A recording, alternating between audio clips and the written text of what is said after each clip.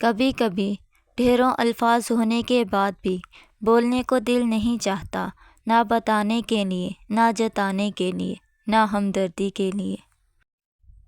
میں نے پوچھا، بابا جی حسد کیا ہے؟ کہنے لگے، رب کی تقسیم سے اختلاف رکھنا۔ اپنے نتائج کا کسی اور کے ساتھ کبھی موازنہ مت کریے۔ آپ وہ شخص کبھی بھی نہیں ہو سکتے، آپ صرف اپنے آپ کو بہتر کر سکتے ہیں۔ 2 اصول کبھی نہ بھولیں، ایک اپنی ذات کی قدر کبھی کسی بھی حال میں کم نہ ہونے دیں، اور دوسروں کی عزت کا خیال ہر صورت میں رکھیں۔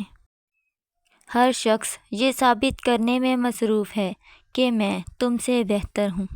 عقل مند وہ شخص ہے جو اپنی زبان کو دوسروں کی مذمت سے بچائے رکھے۔ بنت رسول صلی اللہ علیہ وآلہ وسلم سیدہ فاطمہ نے فرمایا، اپنی بیٹیوں کو بچپن سے ہی پردہ کرنا سکھاؤ تاکہ بڑے ہونے پر ان کو بے پردہ چہروں سے نفرت ہو جائے۔ محبت کبھی برابری کے اصول پر نہیں کی جاتی۔ کامیاب محبت میں ہمیشہ ایک شخص کی انا کا خون شامل ہوتا ہے۔ جانتے ہو اذیت کیا ہے؟ کہنے کو بہت کچھ ہونا لیکن خاموش رہنا۔ کون کہتا ہے کہ وقت بہت تیزی سے گزرتا ہے؟ کبھی کسی کا انتظار کر کے دیکھنا۔ بہترین ہے وہ راستہ جس کی منزل اللہ پاک کی طرف لے جائے۔ کبھی کبھی چپ رہنا شکایت کرنے سے زیادہ بہتر ہوتا ہے، کیونکہ جن کو ہماری شکایت سے فرق نہیں پڑتا ان کے سامنے اپنے الفاظ ضائع کرنے کا کیا فائدہ ہے۔ تم خوش ہو یا تکلیف میں ہو، سب سے پہلے اپنی بات اللہ پاک کو بتایا کرو۔ آج کل اپنوں کے پاس اپنوں کے بارے میں سوچنے کا وقت نہیں ہوتا۔ اگر کوئی تمہارا دل توڑے تو اس سے اپنا بدلہ ایسے لو کہ اسے معاف کر دو، کیونکہ تمہارا معاف کرنا اسے ساری زندگی شرمندہ کیے رکھے گا کہ اس نے غلط کیا تھا۔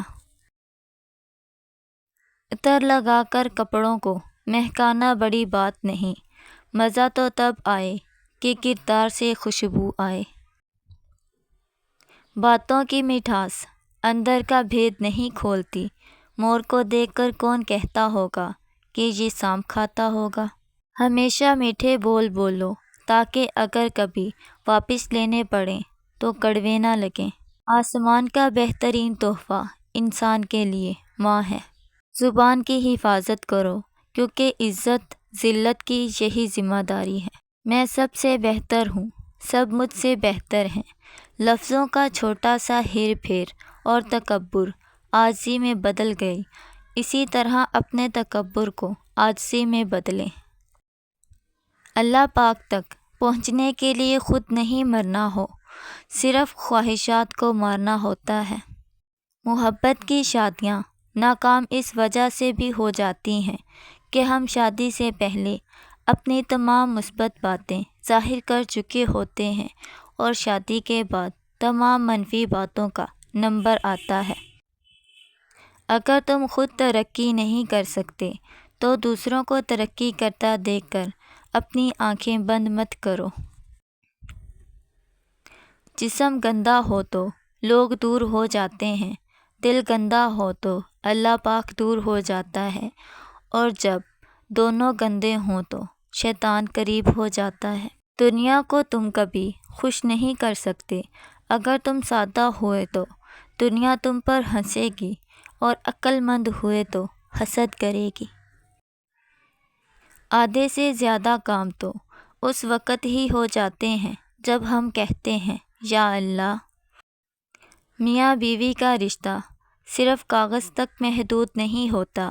اس رشتے کی خاصیت یہ ہے کہ اپنے ہمسفر کی تکلیف کو، پریشانی کو خلوص دل سے سمجھیں۔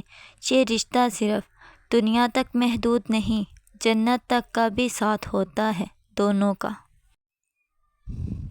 شوہر کی نفرت محبت میں بدلیں۔ ابھی یہ سورت پڑھ لیں۔